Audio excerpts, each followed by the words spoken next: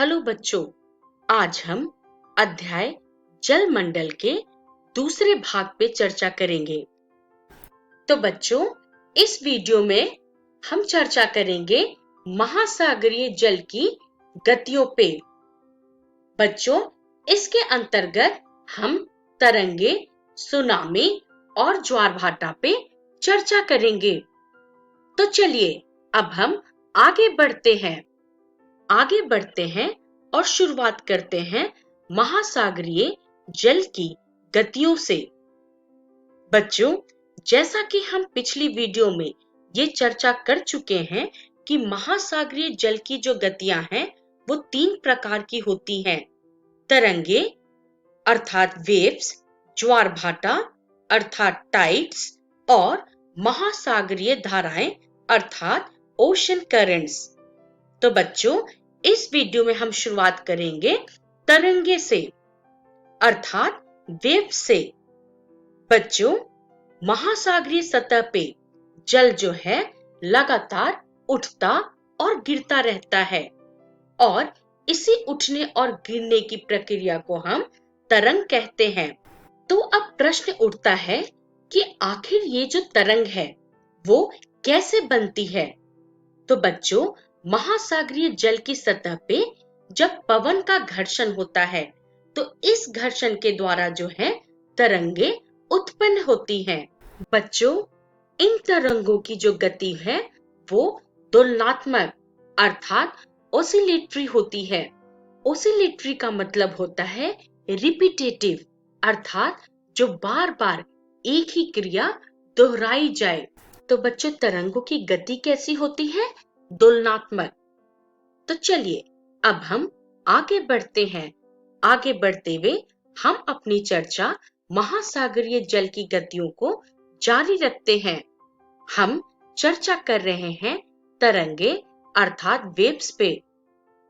बच्चों, तूफान के दौरान तेज पवन चलने के कारण काफी विशाल एवं ऊंचाई वाले तरंगे उत्पन्न होती हैं। भूकंप, ज्वालामुखी या भूस्खलन के कारण भी कभी-कभी महासागरीय जल में अत्यधिक विस्थापन होता है और बहुत भारी तरंगे उत्पन्न होती हैं। बच्चों, इस कारण 15 मीटर की ऊंचाई तक जो ज्वारीय तरंग उठती हैं, उन्हें हम सुनामी कहते हैं। और आपको बता दें कि अभी तक की सबसे विशाल सुनामी तरंग 150 मीटर ऊंची मापी गई है।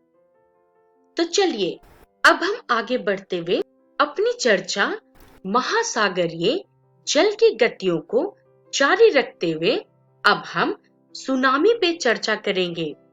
बच्चों, सुनामी अर्थात TSUNAMI ये जो शब्द है वो जापानी भाषा के 2 शब्दों TSU अर्थात सु और NAMI अर्थात नामी से मिलकर बना हुआ है और सुनामी का जो अर्थ है वो होता है समुद्र तट की ओर से आती हुई लहरें।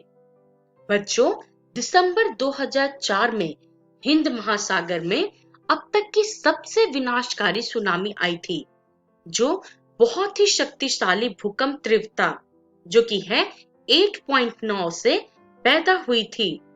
बच्चों, इस सुनामी के कारण हिंद महासागर के कई द्वीप जो हैं डूब गए हैं। बच्चों, यहाँ तक कि हिंद महासागर के तटीय देशों में लगभग 2,80,000 लोग मारे गए। भारत में आंध्र प्रदेश, तमिलनाडु, केरल, पुडुचेरी तथा अंडमान एवं निकोबार द्वीप समूह सर्वाधिक प्रभावित क्षेत्र थे। बच्चों, 2007 में इस सुनामी से लड़ने के लिए भारत ने अपना सुनामी पूर्व सूचना तंत्र विकसित कर लिया था। बच्चों, आइए एक नजर हम झारखंड के जल संसाधन पे डालते हैं। बच्चों, झारखंड का जो है कुल जल संसाधन वो 30,168 मिलियन घन मीटर है।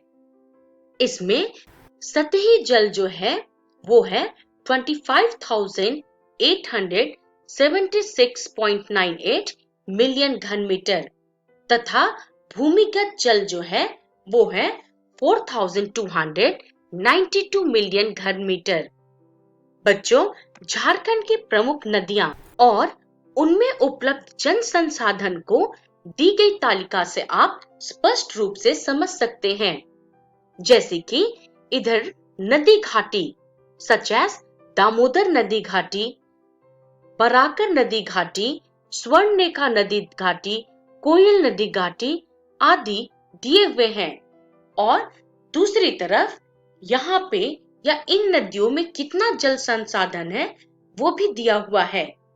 जैसे कि अगर हम बात करें दामोदर नदी घाटी की, तो दामोदर नदी घाटी में जल संसाधन की मात्रा है 4121 मिलियन घन मीटर। वहीं पे शंख नदी घाटी में यहाँ का जल संसाधन का जो मात्रा है वो है 2373 मिलियन घन मीटर। चलिए बच्चों, अब हम आगे बढ़ते हैं। आगे बढ़ते हुए हम अपनी चर्चा महासागरीय जल की गतियों पे जारी रखते हैं और अब हम चर्चा करेंगे ज्वार भाटा पे। बच्चों, महासागरीय जल का ऊपर उठना और नीचे गिरना ही ज्वार भाटा कहलाता है।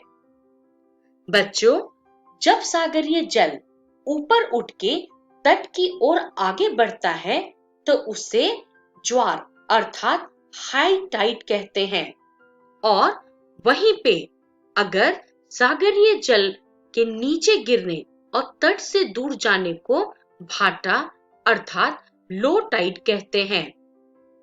चलिए बच्चों, अब हम ये बता दें कि ये जो हाई टाइड और लो टाइड वाली जो स्थिति है वो दिन में निश्चित समय पे 2 बार जरूर आती है। तो चलिए आगे बढ़ते हैं और अपनी चर्चा महासागरीय जल की गतियों पे जारी रखते हैं। बच्चों, हम चर्चा कर रहे हैं ज्वार भाटा का। सूर्य और चंद्रमा के शक्तिशाली गुरुत्वाकर्षण बल के कारण महासागरों में ज्वार भाटा आते हैं। बच्चों, ज्वार की उत्पत्ति के लिए प्रमुख उत्तरदायी कारकों में चंद्रमा का पृथ्वी से नजदीक होना है, जबकि बच्चों सूर्य पृथ्वी से काफी दूर होने के कारण ज्वार की उत्पत्ति में बहुत ही छोटा योगदान दे पाता है। बच्चों, आप इस चित्र के माध्यम से देख सकते हैं कि पृथ्वी जो है वो चंद्रमा के पास है और इसी डिस्टेंस के कारण जो है ज्वार की उत्पत्ति ज्यादा होती है, जबकि सूर्य जो है वो पृथ्वी से काफी दूर है, जिसके कारण ज्वार की उत्पत्ति में सूर्य का बहुत ही कम योगदान होता है। चलिए बच्चों, आगे बढ़ते हुए अपनी चर्चा को महासागरीय जल की गतियों पे जारी रखते हैं। बच्चों, ज्वार भाटा जो है मुख्यतः 2 प्रकार के होते हैं।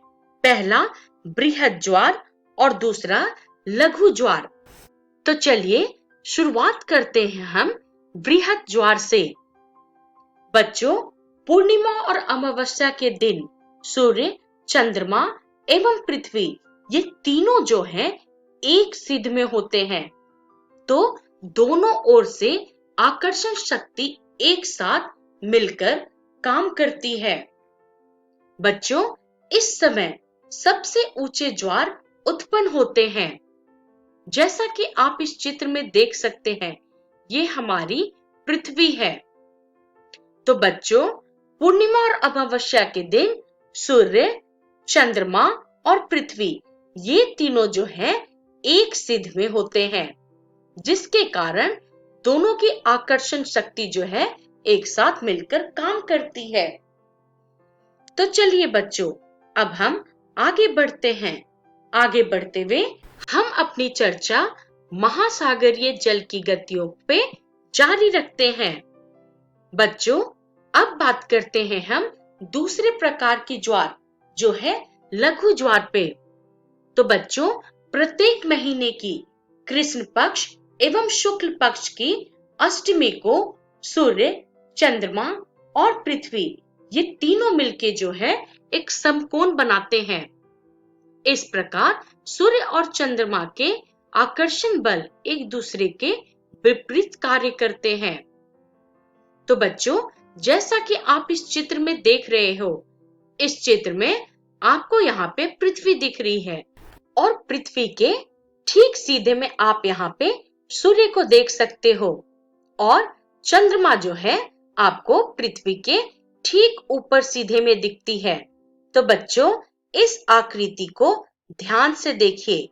ये आकृति जो है एक कोण बनाती है, अर्थात समकोण बनाती है।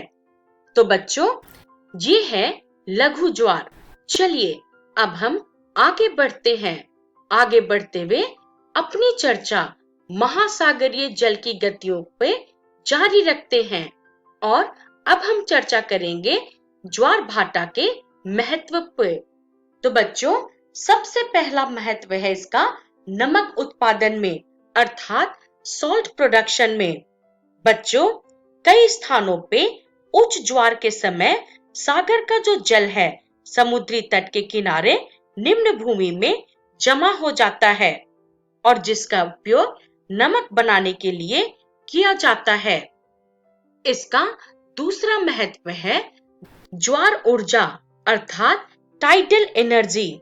बच्चों, महासागरों के कुछ स्थानों पे ये जो ज्वार भाटे से जल में होने वाले उतार चढ़ाव का उपयोग जो है विद्युत ऊर्जा के उत्पादन में किया जाता है और इस प्रकार की जो ऊर्जा है उसको हम ज्वारीय ऊर्जा अर्थात टाइडल एनर्जी कहते हैं। तो अब आगे बढ़ते हैं। अब हमारा ज्वार भाटे का जो तीसरा महत्व है वो है मौसम संबंधित।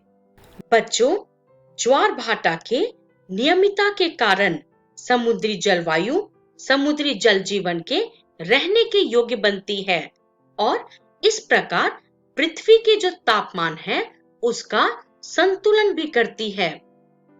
चलिए अब हम देखते हैं ज्वार भाटा का महत्व अर्थात चौथा महत्व। तो वो है ज्वार पूर्ण खाद्य क्षेत्र अर्थात टाइडल जोन फूड। बच्चों, ज्वार भाटा की नियमितता के कारण ज्वारीय क्षेत्रों के समुद्री जीव जैसे केकड़े, घोंगे, समुद्री शैवाल आदि की संख्या संतुलित रहती है। और तो और बच्चों, अगर ज्वार भाटा नियमित ना हो तो इनकी संख्या कम या लुप्त हो जाएगी। चलिए अब हम देखते हैं ज्वार भाटा का पांचवा महत्व, वो है मत्स्य पालन। बच्चों, ज्वार समुद्री जीव जैसे समुद्री पौधों और मछलियों की प्रजनन गतिविधियों को भी प्रभावित करता है। चलिए अब जो हम अगला महत्व है वो देखेंगे, जो है नौ परिवहन अर्थात नेविगेशन। तो बच्चों, उच्च ज्वार समुद्री यात्राओं में मदद करते हैं। वे समुद्री किनारों से पानी का स्तर बढ़ा देते हैं, जिसकी वजह से जहाज को बंदरगाह पे पहुंचने में मदद मिल जाती है। तो बच्चों, ये थे हमारे ज्वार भाटा का महत्व। चलिए अब हम आगे बढ़ते हैं और चर्चा करते हैं कि इस वीडियो में हमने क्या सीखा। बच्चों, इस वीडियो में हमने महासागरीय जल की गतियों को जारी रखा। इसके अंतर्गत हमने तरंगे और ज्वार भाटा पे चर्चा की। बच्चों, इसका रेफरेंस है भूगोल कक्षा 7 की पाठ्य पुस्तक और अगली वीडियो में हम चर्चा करेंगे महासागरीय धाराएं और महासागरीय धाराओं के प्रभाव पे। तब तक के लिए धन्यवाद।